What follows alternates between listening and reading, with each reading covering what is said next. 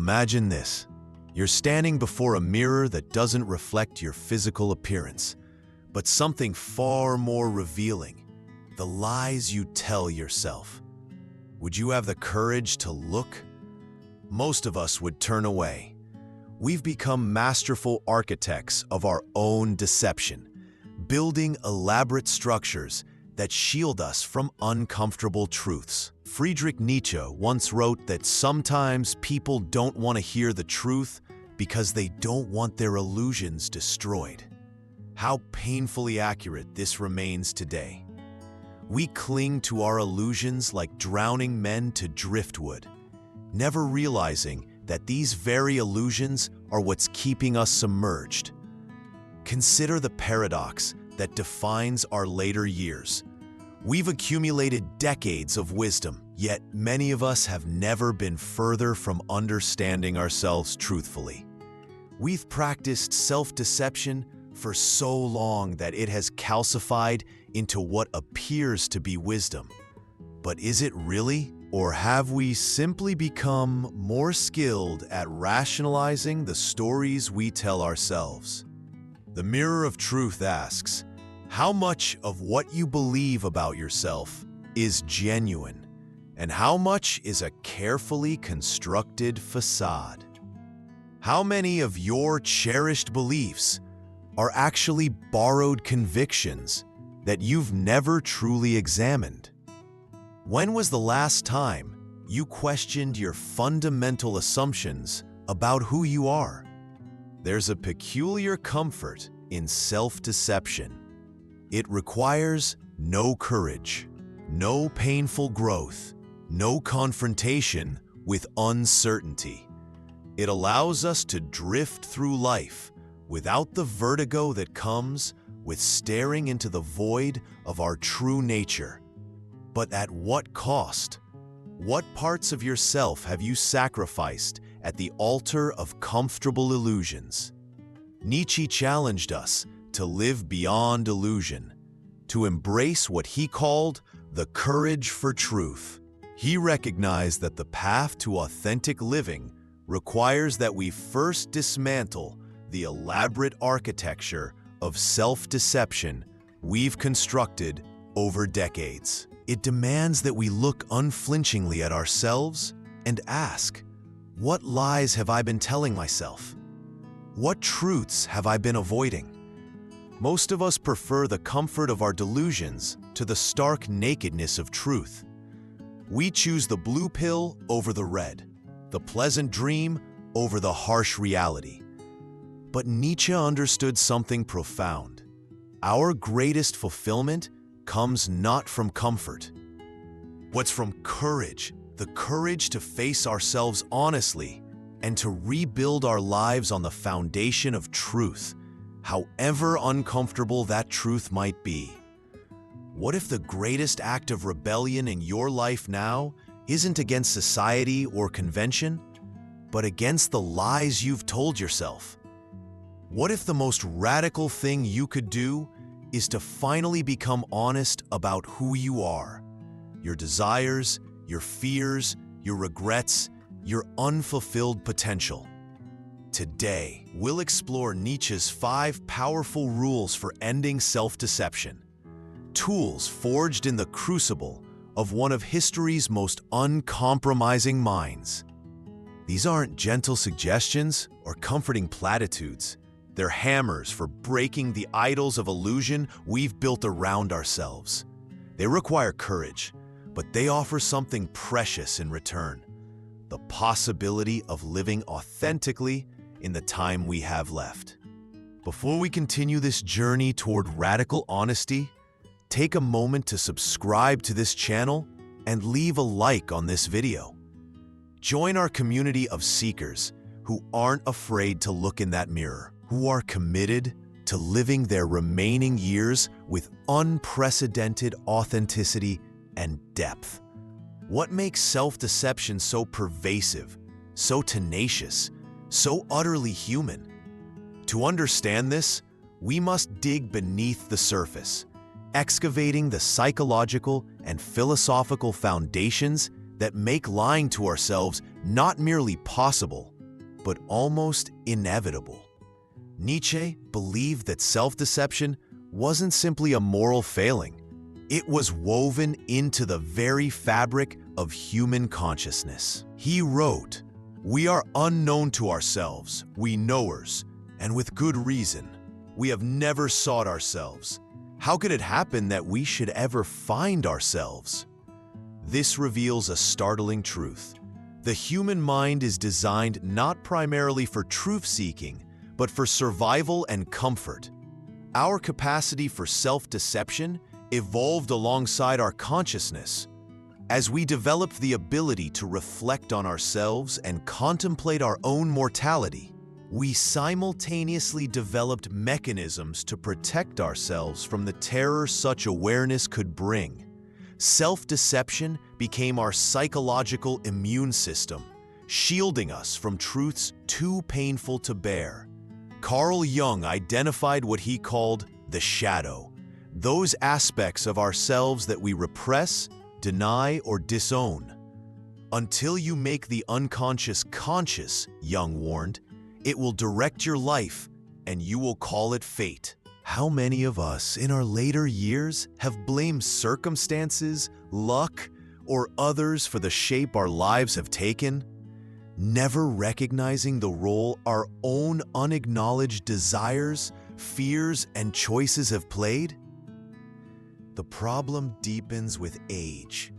After decades of reinforcing certain narratives about ourselves, our self-deceptions become so familiar that we mistake them for truth.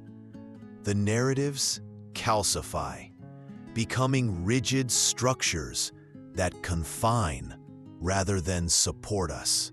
Consider how we construct our identities. We tell ourselves we're kind when perhaps we're merely conflict avoidant. We believe we're principled when we might actually be rigid.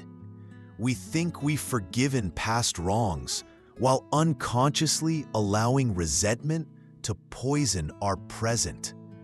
These aren't conscious lies. They're the subtle self-deceptions that allow us to maintain a coherent, positive self-image. Nietzsche called this phenomenon bad conscience, the internalization of social norms that causes us to betray our authentic nature. We learn to suppress our true instincts, desires, and thoughts to conform to external standards. Over time, this self-suppression becomes automatic. We no longer recognize the violence we do to ourselves in the name of fitting in. The social dimension of self-deception is particularly relevant to those in their later years. Society offers powerful incentives to adopt certain narratives about aging, that we should be wise and content, that ambition and passion should give way to acceptance, that our most meaningful contributions are behind us.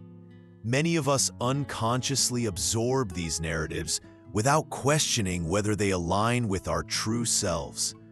Arthur Schopenhauer, whose work heavily influenced Nietzsche, argued that most humans live in a state of perpetual illusion, driven by what he called the will, blind, insatiable desire that can never be truly satisfied. We chase happiness through achievements, possessions, or relationships, never realizing that these external pursuits can't fill the void within.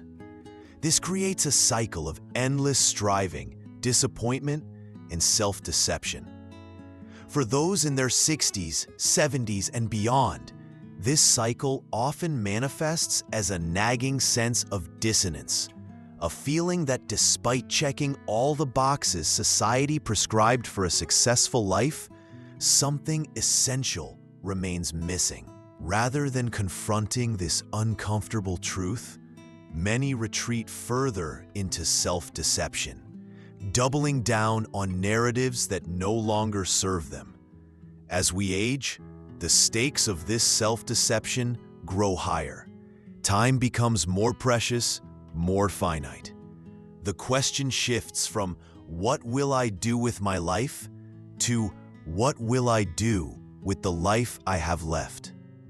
In this context, continuing to live according to stories we've told ourselves, stories that may never have been true, becomes not merely unwise, but tragic. The root of self-deception isn't weakness or cowardice.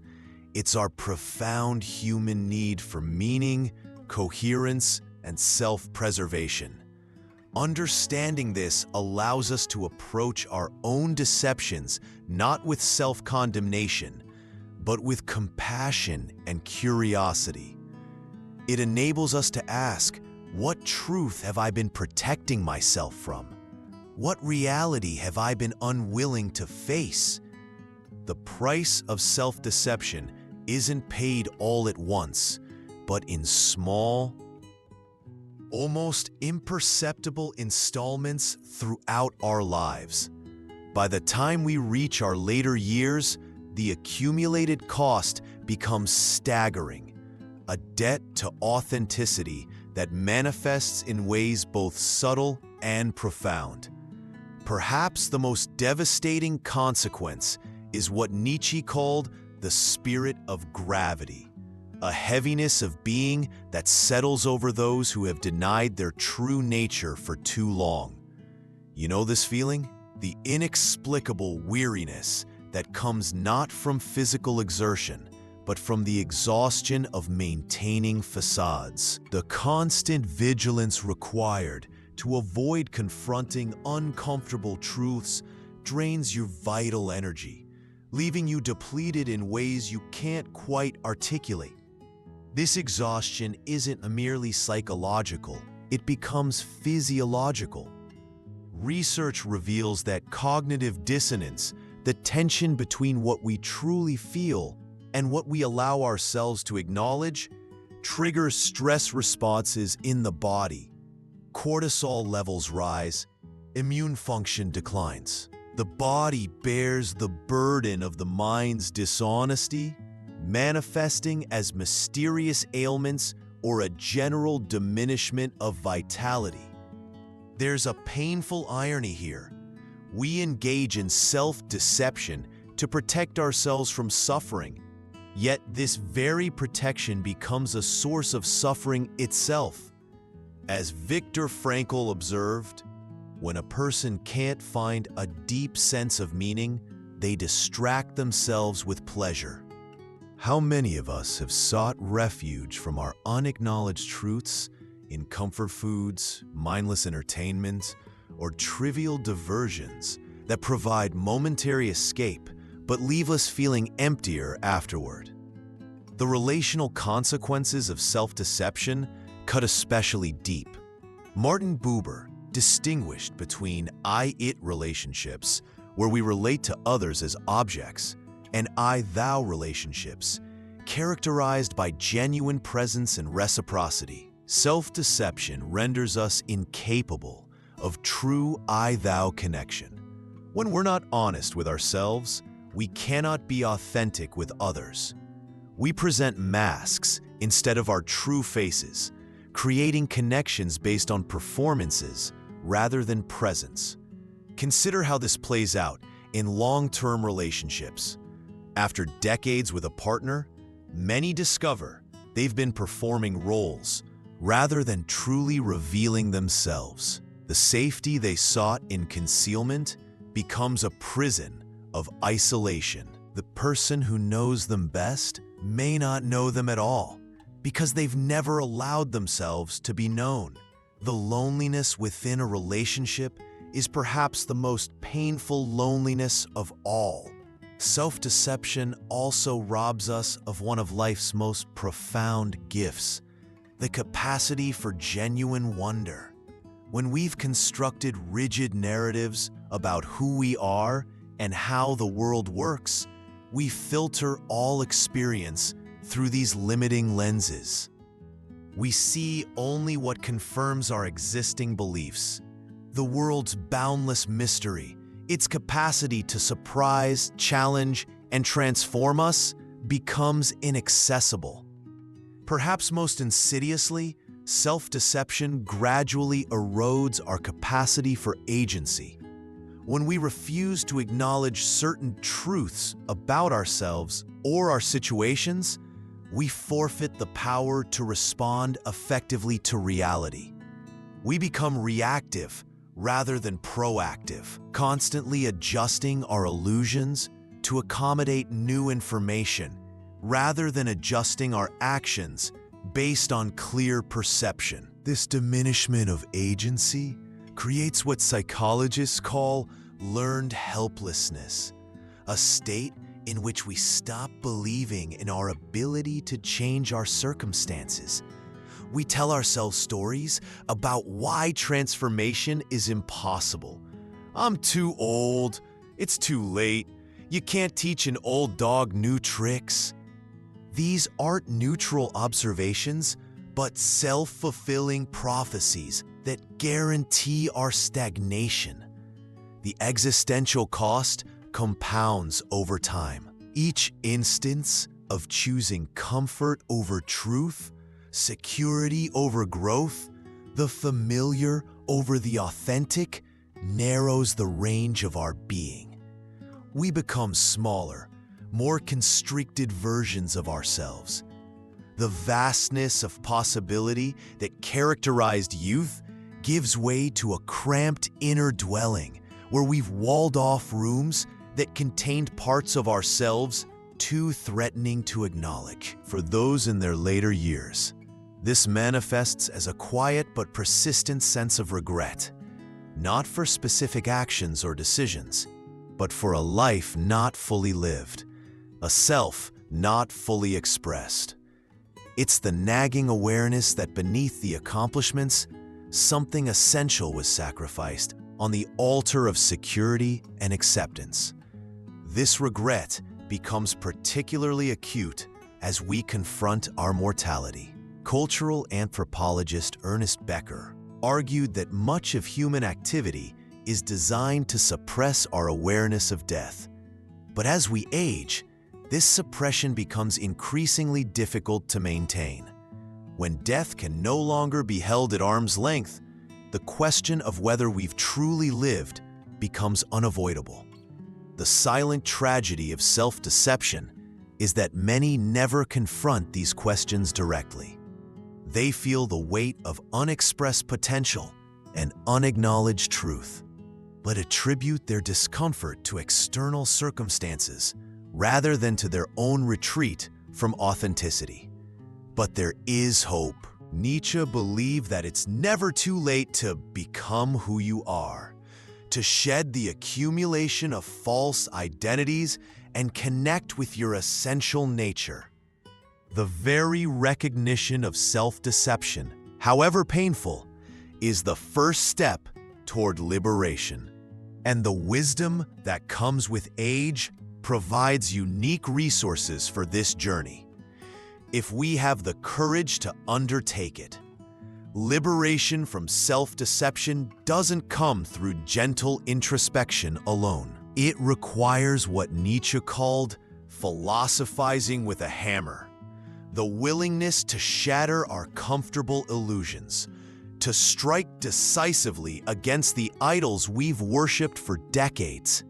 This rebellion against our self-imposed limitations follows 5 crucial principles drawn from Nietzsche's philosophy, each a powerful tool for dismantling the architecture of self-deception. The first rule: embrace the will to truth over the will to comfort. Nietzsche believed that the fundamental choice in human life is whether to prioritize truth or consolation. Most choose consolation, preferring pleasant fictions to uncomfortable realities. The radical act is to reverse this priority, to declare that you value truth above comfort, reality above reassurance, authenticity above acceptance.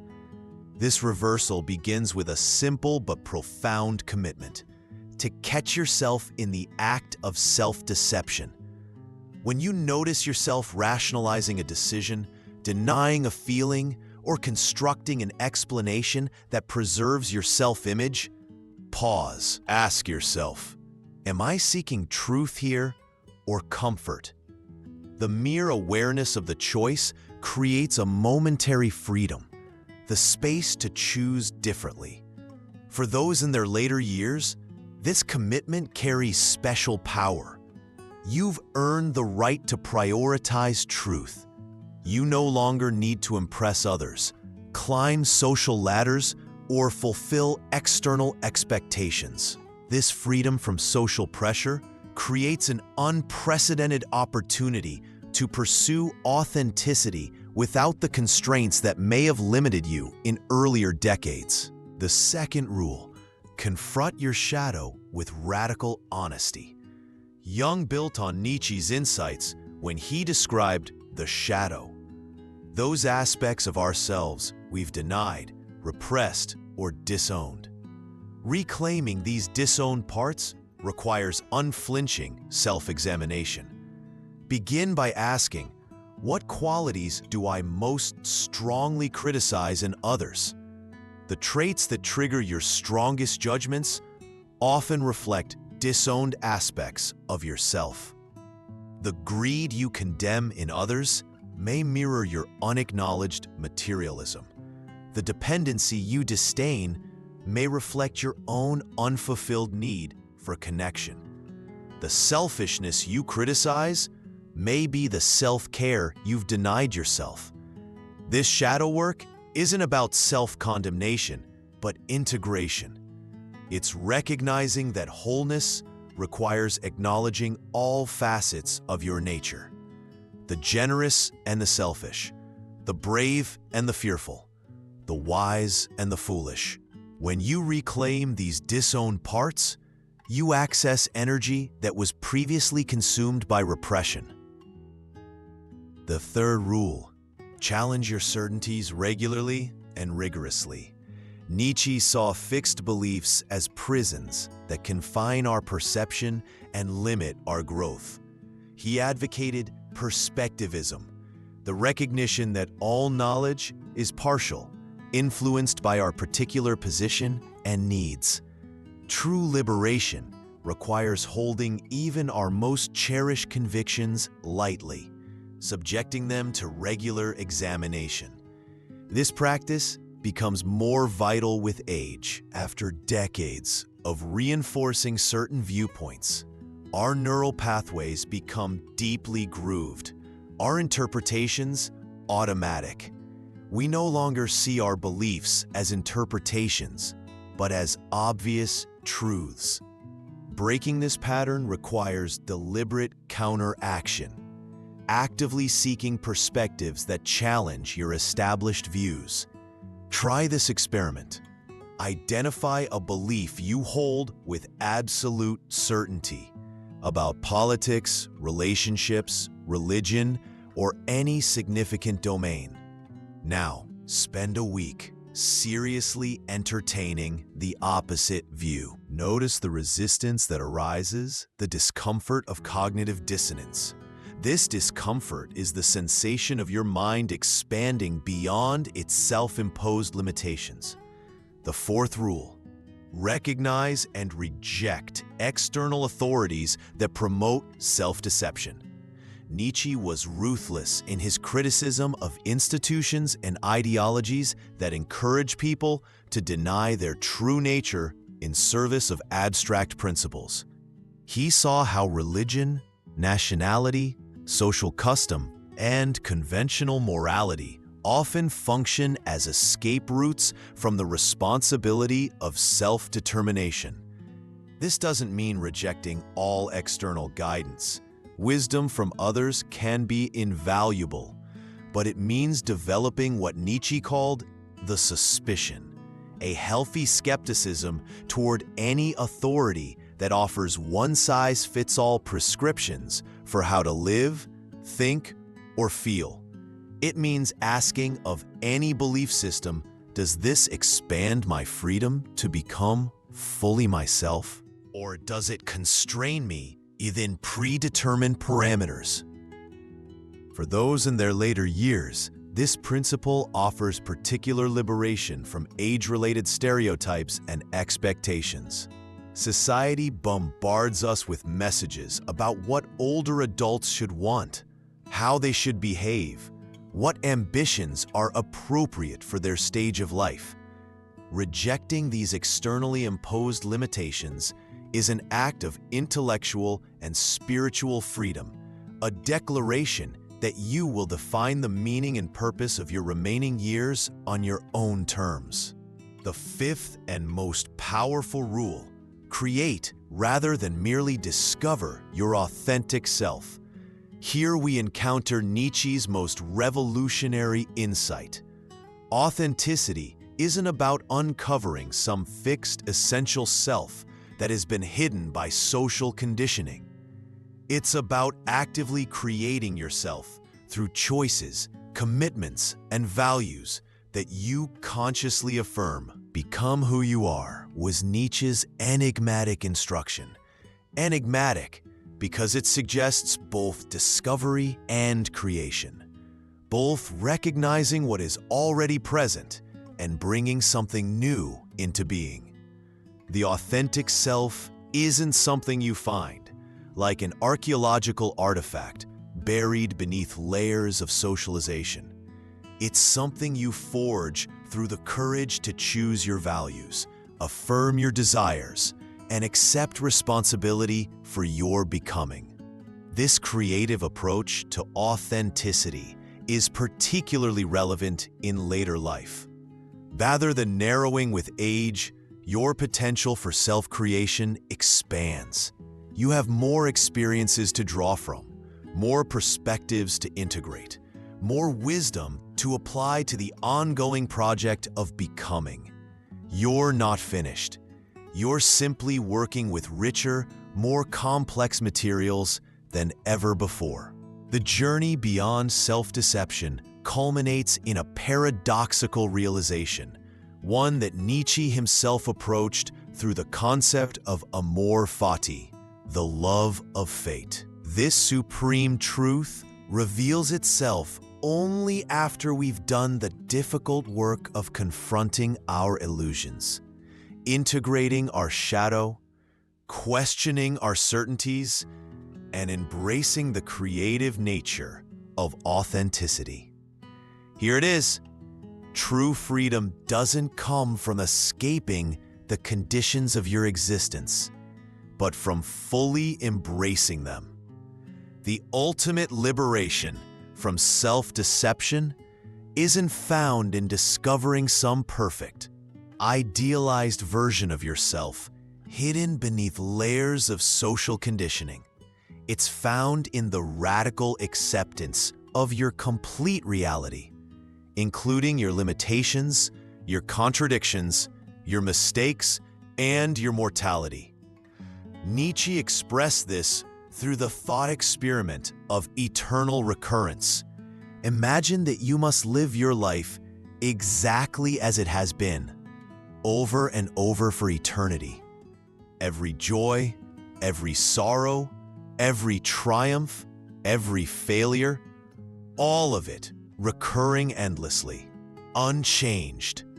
Would you embrace this fate with joy, or would you be crushed by despair? This isn't a metaphysical claim about how the universe works. It's an existential test of your relationship to your own life. Can you affirm it completely without wishing away any part of it? Can you say yes to your life in its totality, recognizing that every experience, even the painful ones, has contributed to who you are? For those in their later years, this question has special resonance. You have decades of experiences to either affirm or reject, choices made, paths taken and not taken, relationships formed and dissolved, successes achieved and opportunities missed. The conventional approach is to divide these experiences into categories: the parts you're proud of and the parts you regret, the aspects you embrace and those you wish could be erased. But what if the supreme act of authenticity is to recognize that this division itself is a form of self-deception. What if true liberation comes from seeing that every moment of your life, the glorious and the shameful, the wise and the foolish, was necessary to create the unique perspective from which you now view the world?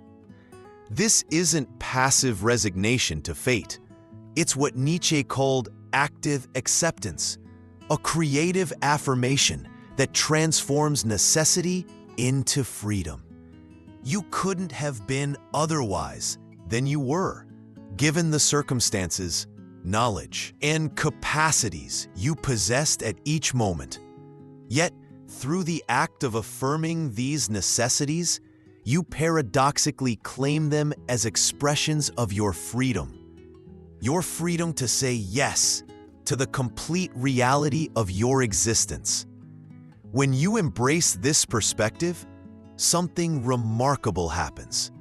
The energy previously consumed by regret, self-justification, and the maintenance of comforting illusions becomes available for living fully in the present. The weight of denied truths lifts.